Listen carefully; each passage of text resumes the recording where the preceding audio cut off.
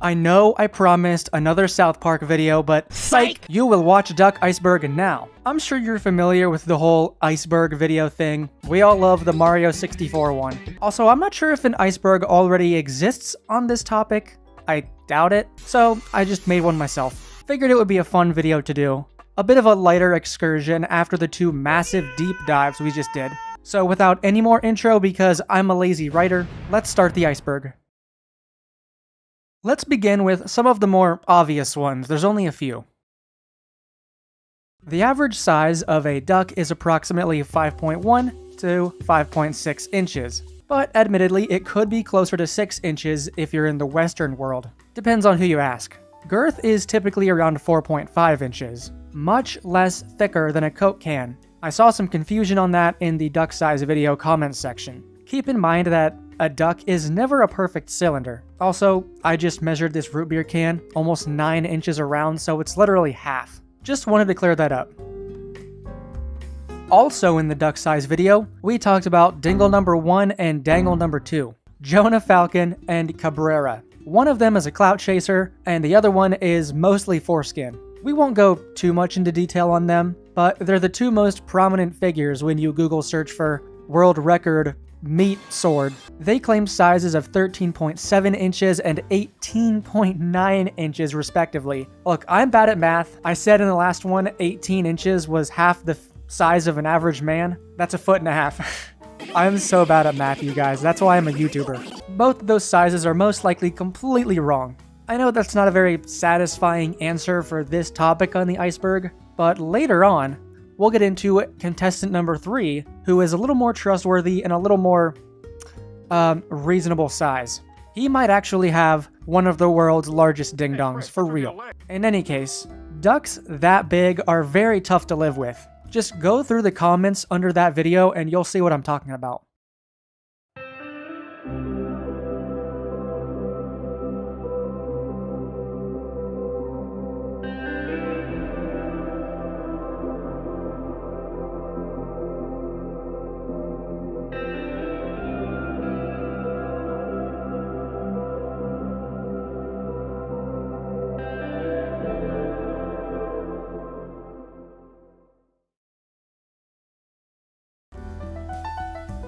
Morning wood is when you wake up and you suddenly have an erection.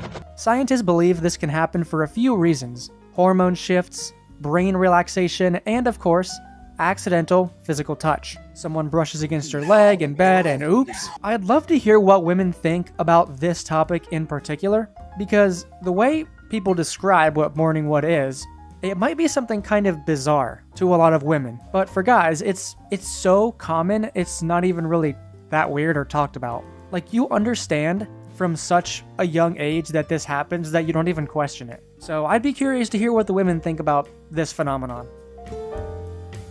So wet dreams are what happens when ejaculation occurs during sleep.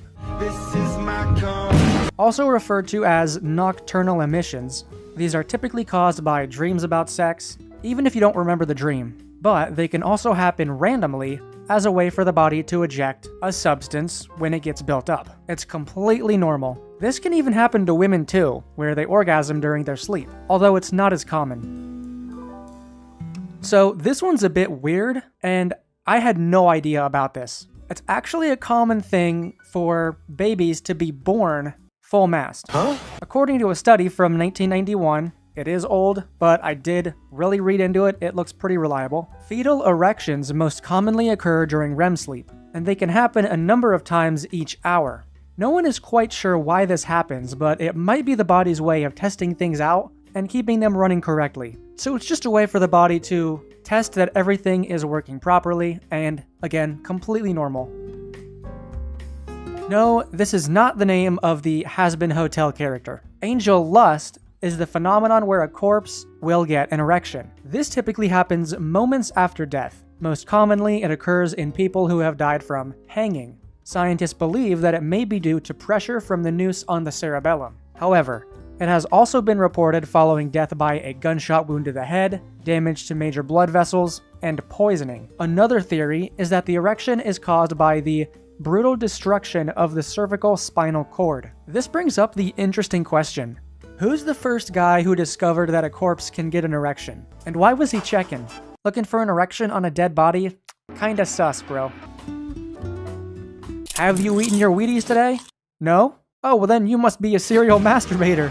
This is one that a lot of people commonly know, and I kinda thought it was a myth, because it just sounds so outrageous, but no, it's real. John Harvey Kellogg thought that cornflakes would prevent you from committing the evil sin of self-pleasuring. Self-pleasuring is not an evil sin, by the way, but that's how America worked back in the day, I guess. And no, it doesn't work. It doesn't make you go blind either, says this article that I'm reading from. Wait, cornflakes or masturbation makes you go blind? Maybe it's both together, the forbidden combination. We also covered this in the duck size video. Basically, among men, there is no consistent relationship found between the size of your flaccid duck and the size of your erect duck. In one study of 80 men, researchers found that increases from flaccid to erect lengths ranged wildly from less than a quarter inch to 3.5 inches longer. Whatever the clinical significance of these data may be, the locker room significance is considerable. You just can't assume that a dude with a big, limp one gets much bigger when he gets hard. You really have no clue what it's gonna do. And a guy whose member might look very small flaccid might end up being bigger than the shower who already had a big flaccid one. You see what I mean? It's a matter of ratios, not inches. An analysis of more than 1,000 measurements taken by sex researcher Alfred Kinsey shows that shorter flaccid ducks tend to gain about twice as much length as longer flaccid ducks. You do hear of a few cases where someone who's already big becomes a lot bigger, but it's more common for smaller guys to be growers and bigger guys to be showers. So basically it sounds like God may have somewhat nerfed the big swingers, but the data is not consistent enough to draw huge determining patterns. Erectile dysfunction is the inability to develop and maintain an erection that is sufficiently firm for satisfactory sexual performance. You can't get hard, or you have trouble getting hard. Diabetes is a leading cause, as is natural aging. This is where medications such as Viagra comes in, the V pill. They can aid with erectile dysfunction. If you're out there and you're experiencing this, it is a very common thing, so you really shouldn't feel bad. Like I said, natural aging is a big factor in this, and sometimes it just happens. But you shouldn't feel bad because your duck is not the only tool that you can use during sex, especially if you're with someone who's more experienced. Using your mouth and hands can actually go a long way. Duck envy is the contested Freudian belief that all women inherently envy men for having ducks. They want one themselves, which is what Freud thinks, and it's kind of stupid.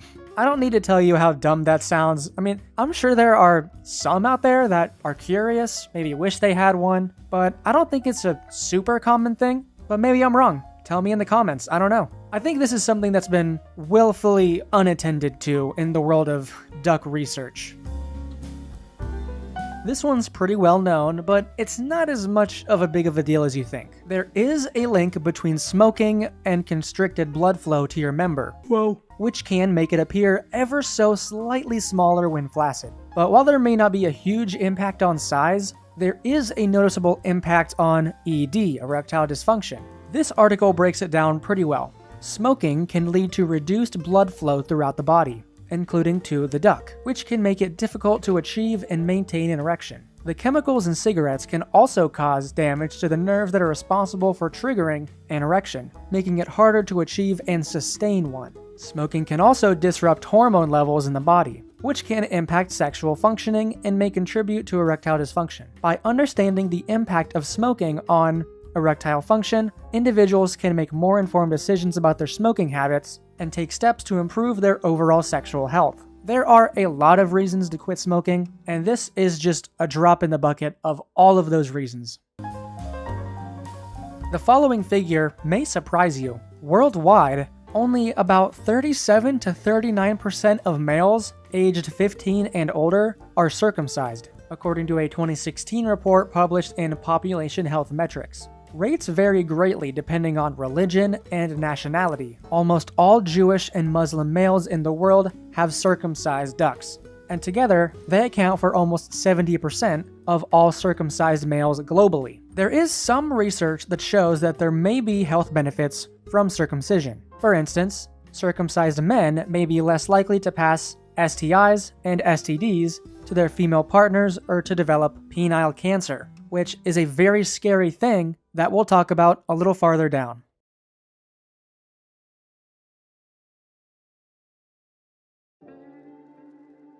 Despite its goofy-ass name, duck panic can be terrifying. It is a very real delusion of shrinkage of the dong and retraction into the body. This appears to be culturally conditioned and largely limited to countries such as Ghana, Sudan, Japan, Southeast Asia, and West Africa.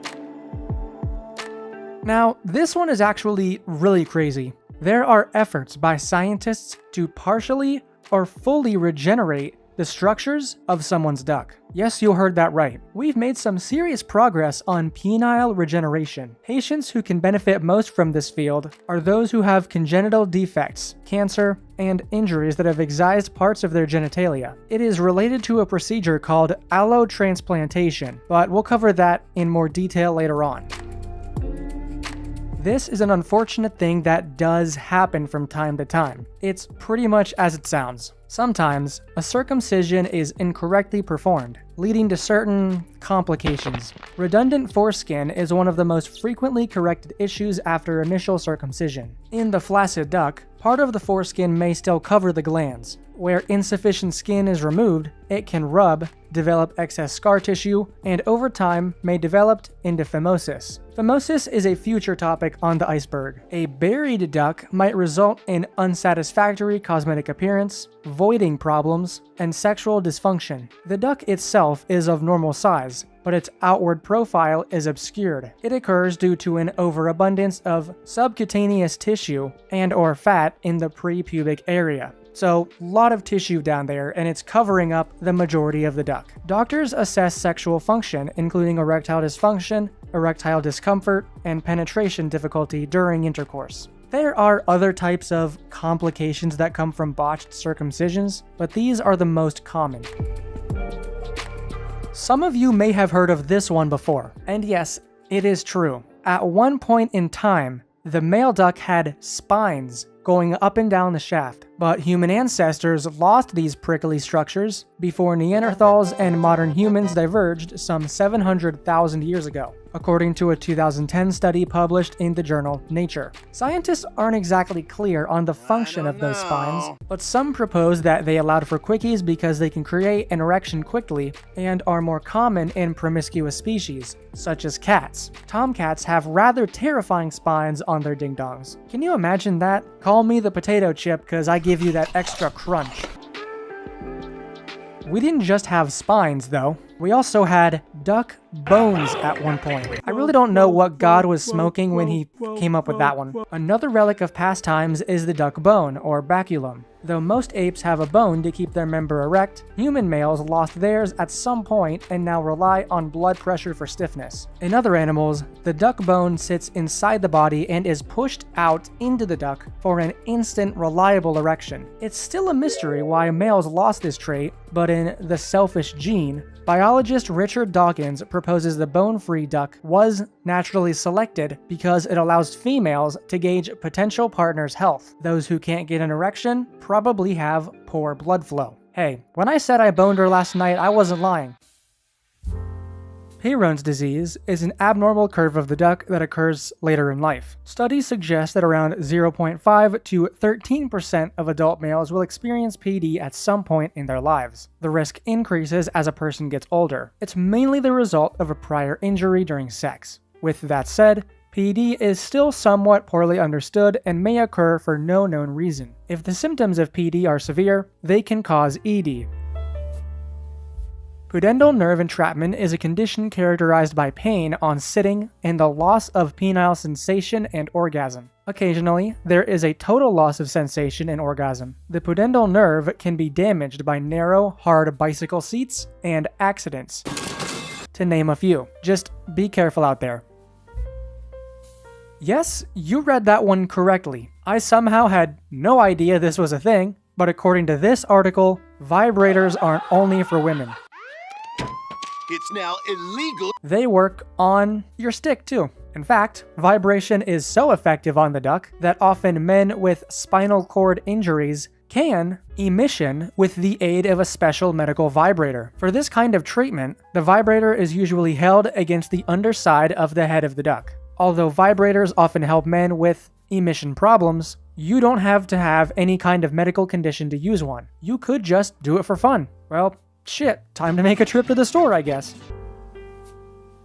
Many animals have super-powered ding-dongs. As you'll come to learn from this list, the echidna duck, for example, remember duck meaning dick. The echidna has 4 heads on its thing. During copulation, echidna ducks operate on a part-time schedule. Half the duck temporarily shuts completely down, while the other 2 heads are responsible for fertilization. But those extra 2 heads aren't just there to show off. Next time the echidna mates, he'll alternate which half he uses. Now I understand why Sonic was so high on Cornhub's list last year. Many men consider the underside of the glans, head of the duck, and the underside of the shaft to be the most sensitive to sexual pleasure. Researchers asked 81 healthy men to rate the erotic sensitivity of different areas of their bodies, including not only the duck, but also zones such as the scrotum, anus, nipples, and neck. There's a pretty big difference between your scrotum and your neck. The underside of the glans and underside of the shaft had the highest sensitivity rating for a significant majority of men, followed by the upper side of the glans, left and right side of the glans, the sides of the duck, upper side of the shaft, and foreskin, for the minority of men who were uncircumcised. The findings of this study were reported in the British Journal of Urology International in 2009. Now, okay. Historians disagree on this fact, but it is said that the Führer did have a micro. There's a lot to unpack there. Well, for us, not for him. This rumor likely spread because we want the guy to have a micro, right? We want it to be true, because he's a historical figure that it's kind of okay to make up any rumor about because he's dead, and also we want to shit on him as much as possible. Understandably so. It hardly matters anyway, because again, he's dead. But a micro wasn't the only thing he's believed to have had. He also may have had an undescended testicle, as well as a few other complications, but you can look into those on your own time. An erection can point in virtually any direction. Straight ahead, left, right, up, down, A, B, start. There's no right or wrong. The following data comes from a study that measured 1,484 separate erections. In the figures below, if the stick pointed directly up, the measurement was 0 degrees. And if it was forward pointing, meaning horizontal, the measurement was 90 degrees. And here's the numbers. As you can see, it's a pretty wide spread across the board, and the majority of participants have a slight curve at least, with the majority pointing up somewhat. So for anyone concerned that their chap is a bit skewed, do not worry, you are normal. While we're on the topic of normality, very few ducks are straight. They can curve in any direction. A curve of up to 30 degrees is still considered healthy. This one's pretty short and simple. About half of your length is housed inside the body, where it attaches to your bodily systems, so you can't see it. So next time you feel small, you can double the number, but be sure to specify that with your partner. Hey baby, I got 11 inches. It's just inside me. And now, it will be inside of you. Fracture can occur if the erect duck is bent excessively. A popping or cracking sound and pain is normally associated with this event. Emergency medical assistance should be obtained as soon as humanly possible. Get that shit fixed up immediately, brother. Prompt medical attention lowers the likelihood of a permanent penile curvature. This usually happens because of vigorous sex. That's why you have to be careful with positions like girl on top, especially if you're longer down there. Improper dismounting can actually bend or snap your junk, so be cautious. While we're on this topic, I got a few comments pointing out how I sort of incorrectly spoke on how limiting the positions can be when you get up to bigger sizes. Like if you're 8 inches, you might not be able to do deeper penetration or standing positions, etc. And look, I didn't come up with that info right off the spot. I did use a source, But I want to make it clear that what I meant to say in that video was not that it was impossible to pull off those positions, but the bigger you get, the more difficult it is for you and for your partner, and the more careful you have to be when you pull those off. Penile fracture is one of those reasons. Improper dismounting, when you are that big, can lead to injury to her and to you because it can bend or even snap. So just be careful. Studies show that the duck steadily loses sensitivity as men age, though it's hard to say exactly by how much. That's because different researchers have used different ways to stimulate the duck and measure sensitivity in general. Because, it's a very awkward thing to measure, and it's very, not very well defined how sensitive someone is. You just have to ask them, basically. Sensitivity is gauged by the least amount of stimulation a man is able to feel. That's typically how it's measured. It's called the sensory threshold. So despite differences between studies, the data shows a clear trend when taken together. From age 25 onward, sensitivity starts to decline. The sharpest decline in sensitivity is seen between age 65 and 75. So even if sensitivity decreases, you still have plenty of time before it hits a sharper downward angle. What's less clear is whether men really notice this loss of sensitivity or not, because again, it is somewhat gradual. One practitioner says that if they are aware of it, his patients seldom mention it. So it may happen, but it sounds like for most men, it may not even be a perceived problem. This topic is related to duck panic, which we talked about previously. So make some popcorn and settle in while I tell you the tale of the duck snatchers.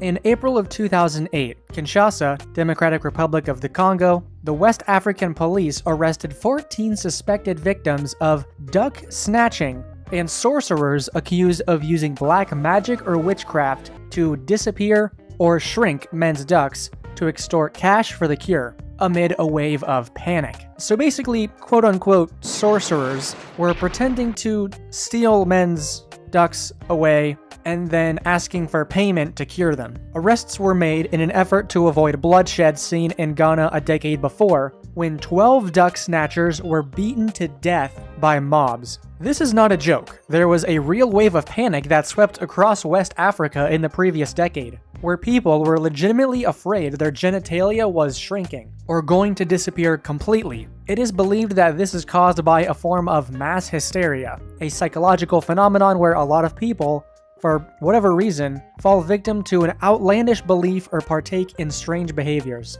What causes mass hysteria, groupthink, stress, and other factors are thought to be the cause of these bizarre outbreaks. Hard flaccid syndrome is a chronic and painful condition characterized by a semi-rigid duck in the flaccid state, a soft glans when erect, along with various associated symptoms like pelvic pain, low libido, ED, and penile sensory changes. There isn't a lot of available research on this, but from what I can gather, this can be caused by traumatic injury at the base of the erect member. Basically, it seems as if nerve damage can cause the typical erection mechanisms to break down, leading to a confusion of hard, soft, and a perpetual state of in-between.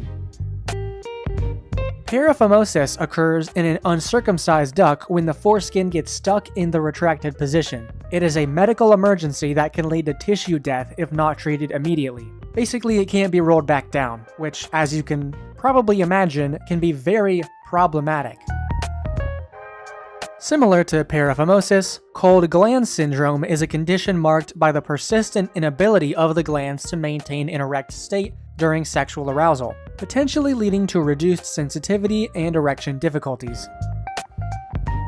In 2009, researchers successfully created the first bioengineered duck and implanted them onto rabbits. They were able to obtain erections and actually copulate, with 10 of 12 rabbits achieving emission. This incredible study shows that in the future, it could actually be possible to produce artificial ducks for replacement surgeries or phalloplasties. We haven't seen much movement since this discovery all the way back in 2009, but the implications of it are huge. As far as I can tell, there have not yet been any successful human trials, but the fact that a mammal was able to use one successfully, pretty awesome.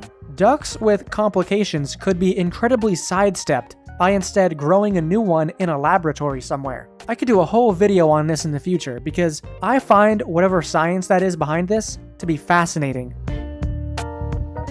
This is unfortunately a very real thing. Penile cancer, cancer of the duct, is very rare. However, it can be one of the more aggressive forms of cancer. Around 95% of causes are caused by a type of skin cancer called squamous cell carcinoma. The good news is, penile cancer is diagnosed in fewer than 1 per 100,000 males per year and accounts for fewer than 1% of all cancers in the United States. So it is a very rare form of cancer. An allotransplant is the transplantation of cells, tissues, or organs to a recipient from a genetically non-identical donor of the same species. Essentially, it's taking the body mass of one individual and transplanting it directly onto another individual. The first successful allotransplant surgery for a duck was done in September 2005 in a military hospital in China. A man at 44 sustained an injury after an accident and his duct was severed. Urination became difficult, as his urethra was partially blocked. A recently brain-dead man, aged 23, was selected for the transplant. Despite atrophy of blood vessels and nerves, the arteries, veins, nerves, and the corpora spongiosa were successfully matched. However, after 2 weeks, the surgery was reversed because of a severe psychological problem, meaning a rejection by the recipient and his wife. So it was successful, but eventually reversed. It looks like we've still got some work to do when it comes to complete penile transplants. The story goes here that Napoleon Bonaparte had his duck travel around the world. A 2015 article in the Washington Post cataloged the path of Bonaparte's French fry from Napoleon himself to an Italian priest, to a London bookseller, to a book dealer in Philadelphia, to a French museum in New York City. From there, after being on display for decades, it was brought in an auction in Paris in 1977 by an American urologist, whose descendants currently live in New Jersey. But while it's confirmed that this mummified thing is in fact a duck, we're not actually sure who it belongs to. Balanitis is the inflammation of the head of your duck. This is similar to posthitis, which is the inflammation of the foreskin, and balanoposthitis, which is inflammation of both. Very painful. Another famous duck haver, Russian holy man Rasputin, you know the guy, apparently had a massive ding-dong. Well, good for him. It's also been said that it possessed magical powers? Good for him. It also traveled to various places before it was examined more closely, and they found out it was actually a sea cucumber. Ah, the old 13-inch sea cucumber trick. I've tried that one before. This information comes from the highly reputable sperm.blog. All joking aside, this number is on other sites as well. According to this site and many others, sperm typically travels at speeds that can climb as high as 28 miles per hour. So now, I have a new insult to shout at the slow driver in the left lane. My sperm can drive faster than you. The numbers here can vary wildly, but from what I can tell you, and from what I can corroborate, the average male orgasm lasts for around 6 to 10 seconds, depending on your definition of where it begins and ends. For women, however, it can be significantly longer, upwards of 15 to 20 seconds, or even 30. Boys, can you imagine that? 30 entire seconds of that orgasm state. Like, holy shit, that would be awesome. We've already talked about Jonah Falcon and Cabrera and their fake phalluses, so I wanted to include this other guy who seems a little more genuine and a little more believable. Compared to their measurements of 13.7 and 18.9 inches respectively, this dude Matt has measured himself to be a slightly more reasonable 11 inches. Still, massive. He's about 7.75 inches around at the widest point, meaning he's also very thick. He may not be a true record holder, but he is certainly up there. The reasons I like and trust this guy a lot more are because, number one, the photo evidence of his bulge seems a lot more accurate to the measurement. And two, he's been willing to share how much more of a burden a big duck is than a gift. I'm not glad he has trouble, that's not it at all. But his experience seems a little more, I don't know, genuine? Apparently he ended up giving a girl a concussion because he accidentally whacked her in the face with his dong. I mean, that seems kinda hard to believe, but if it is that big around as well, I guess it's not impossible. It's almost like a baseball bat to the face. Sex in general seems to be a real struggle for him, and more than anything, he's tired of people fetishizing big ducks, like his. He kinda just wants to have a normal life. And you know what? I feel for you, man. Obviously, it's hard to judge someone's character this way, but you seem like a nice guy, and I wish you success. If this topic seems kind of like a detour on this iceberg, that's because it kind of is. I just wanted to highlight the amount of comments I got under that duck size video about men with huge ducks, like 7, 8, and 9 inches. And also from women who had taken huge ducks like that. And almost always, if you read those comments, you'll see they almost always end with some kind of bruising, a hospital visit, or just an unhealthy stigma. Bigger guys have just as many unseen struggles as smaller guys. You know, we're not comparing who has it worse here. That's not what I'm doing. But I want to make a future video solely about really big guys, and I want to get testimonies from them about what it's like to have that. Even if your life is perfect and you can use a big duck successfully, that's great. I want to hear your experience because I think there's a lot of unheard struggles here. Speaking of the duck size video, I wanted to include awareness of one particular comment I received. Cloacal extrophy is a birth defect that affects the urinary, digestive, and reproductive systems. It causes an inside-out bladder and organs that push through a hole in the abdomen. A child with cloacal extrophy also has divided genitals and an incomplete anus. Infants need staged corrective surgeries to treat each of these problems. This relates to the duck iceberg because of that second to last line. Corroborated by this commenter, this defect can cause genitalia that is actually divided, and you will have a massive scar that runs down the length of your shaft. Despite this condition, this particular commenter has learned to accept himself for who he is, and I think that's very admirable. It really puts it all into perspective. I've been saying that it's not about what you have, but it's about the confidence and self-love you have for yourself. If he can come to love the body he has despite his condition, so can you. There's not much to say about this dude in particular, Milton Berle. He's just another actor who apparently had a huge wang. That's it. Dolphins are known for their intelligence, promiscuity, and absurdly dexterous ducks. Whoever wrote that, I hope you got a raise. They have a prehensile ding-a-ling, meaning it can swivel, grab, and grope, much like a human hand. God, can you imagine a Gang Beasts mod, but you're controlling a dolphin penis? A prehensile duck helps males navigate the complex, labyrinth-like reproductive tracts of female dolphins. You know girls make fun of us because we can't find the clitoris or whatever, but imagine if we were dolphins. Literally a corn maze down there. Dolphins don't just use their ducks for baby making either. Bottlenose dolphins frequently copulate for pleasure, and often with members of the same sex. Dolphin sex doesn't last very long, only about 10 seconds. But males can have emissions multiple times an hour. All very interesting. So apparently, frequent erections are important for a continued use of your ding-a-ling. You need to have erections regularly to keep your duck in shape. Quote, "It has to essentially be exercised," says Tobias Kohler, MD, assistant professor of urology at Southern Illinois University School of Medicine. To maintain a healthy tone, the smooth muscle of the duck must be periodically enriched with oxygen by the rush of blood that engorges it and makes it erect, he says. But the brain also has an automatic duck maintenance function built in. Impulses from the brain cause erections during the dreaming phase of sleep, called REM phase. It doesn't matter if you're having a hot sex dream or a zombie apocalypse nightmare, your duck gets hard during that period of the sleep cycle. This may actually explain morning wood. Frequent erections are important for a healthy duck, so it makes sense that our brain would just make time for it when we're asleep. Like, nah, it's just duck maintenance.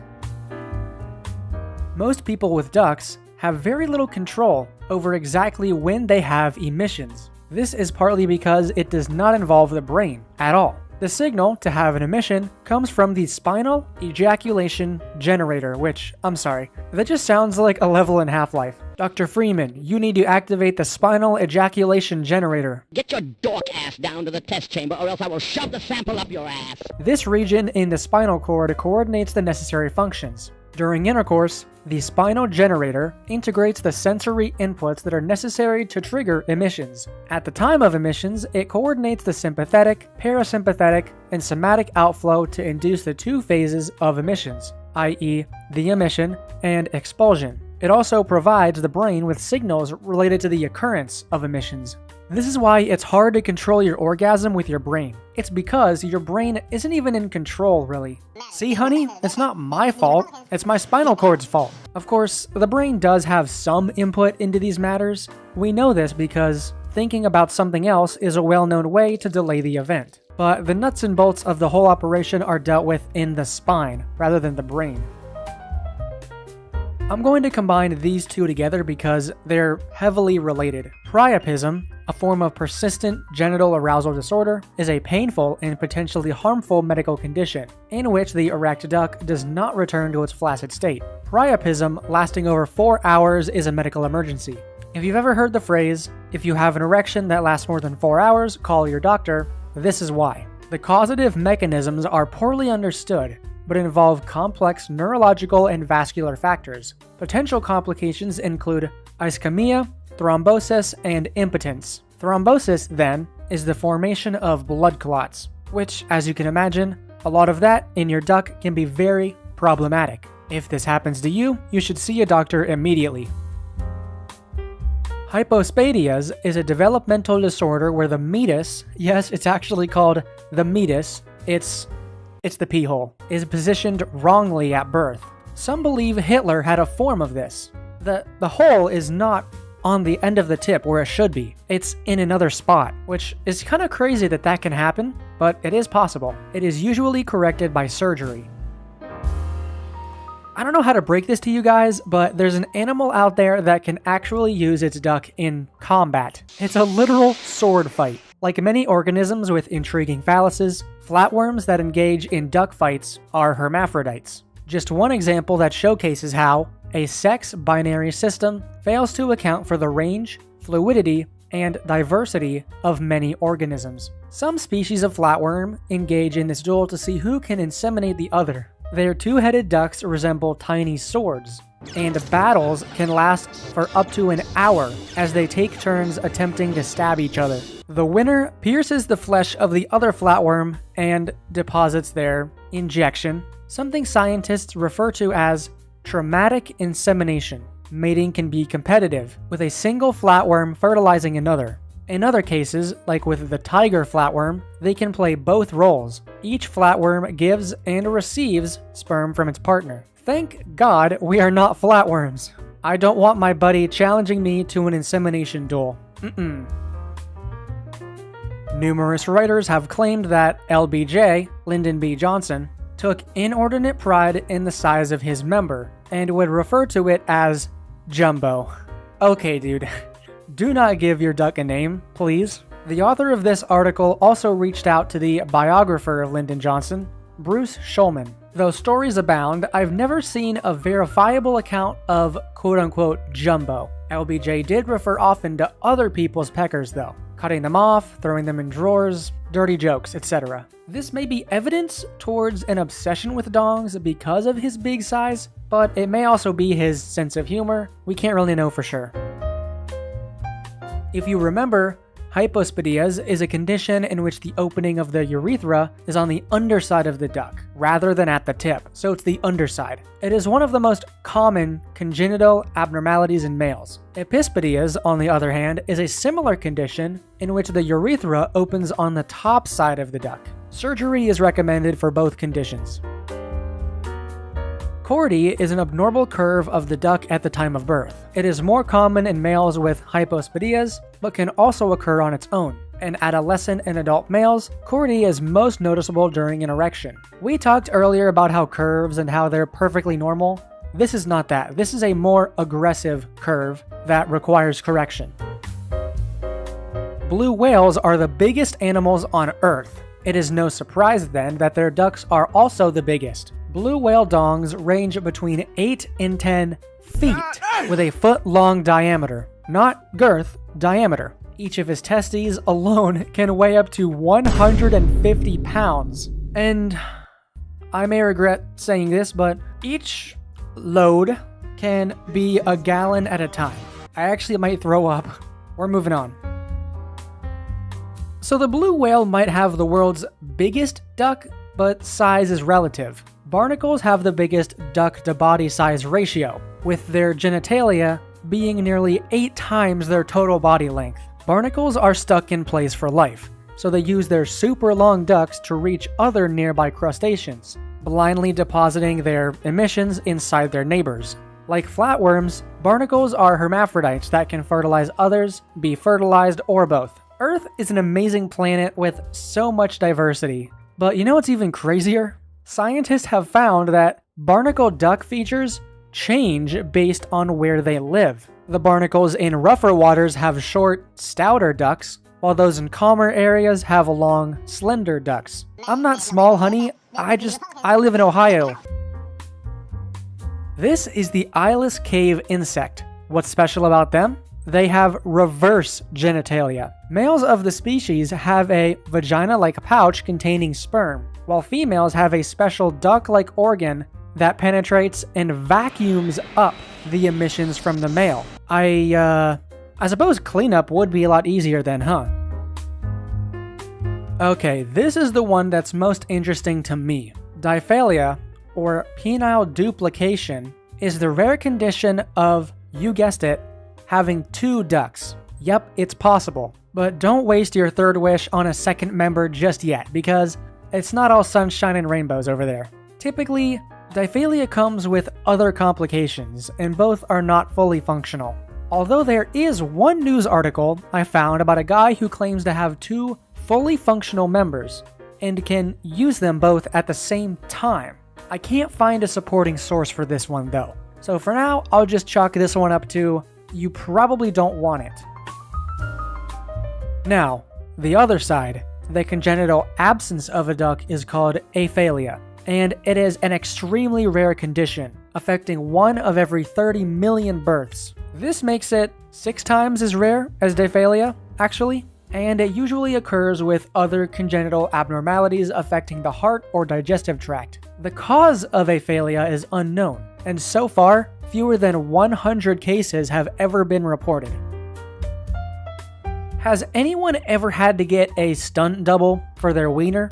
Yes, and you may know him. Willem Dafoe did have to hire a stunt double for his ding-dong. You can find multiple sources collaborating this. Willem Dafoe famously required a body double while filming the movie Antichrist, because his member was too large and too distracting. Hey, like we needed another reason to say that having a big duck isn't always a good thing. But yeah, I heard about this. I thought it was just a rumor until now. Basically, the focus of the sex scene was not supposed to be how big he was, but his duck is so massive that they couldn't film the scene without the scene coming off as, hey, look how massive this dude is. So he had to get a duck double. Bedbugs are famous for their aggressive, stabbing sex. Sometimes, overzealous males kill females with their saber-like duck in the process. Fellas, be careful when you're going down on someone. You're not supposed to stab anyone to death with your thing.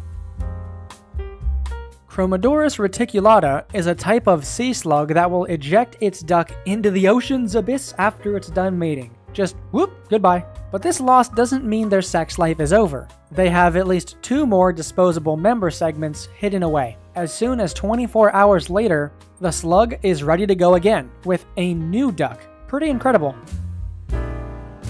Okay guys, these next 2 are actual not safe for work. Like, if you're eating something, put it down right now. Okay. Sometimes, ducks pose logistical challenges. That is certainly the case for the leopard slug, which is so well endowed that it has to go to extreme measures to reproduce. Mating leopard slugs dangle from branches by a shared rope of their own slime with their ducks hanging below. As hermaphrodites, These slugs inseminate each other during sex, so once the action starts, 2 ducks are on display, and their ducks are easily spotted. They're electric blue and roughly the size of the slugs themselves. The act is a messy tangle, but nothing goes to waste. Once copulation is complete, one partner consumes the slimy sex rope as a post-coitus snack. Oh, that's absolutely awful.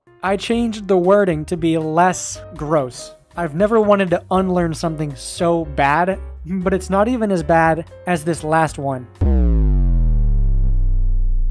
While there are plenty of stories about the sexual exploits of Thomas Jefferson and Ben Franklin, this founding father's duck was probably what killed him. Gouverneur Morris, so the legend goes, was so riddled with gonorrhea that he had to pry open his pee hole just to urinate. And he supposedly died from an infection contracted while trying to clear his pee hole with a whalebone. Okay, that's enough for now. Thank you everybody so much for watching this iceberg video. I will be on vacation by the time you see this, so the next South Park video is probably at least 2 weeks away, unfortunately, but it's a good episode, I promise. Thank you for at least 17,000 subs, I think, at this point, and thank you all for all that fan art, seriously. There's so much fan art I've gotten in the last couple weeks, and it's all incredible. You guys are incredible artists, so I will see you in a few weeks. Thanks for watching. I love you all. Good night.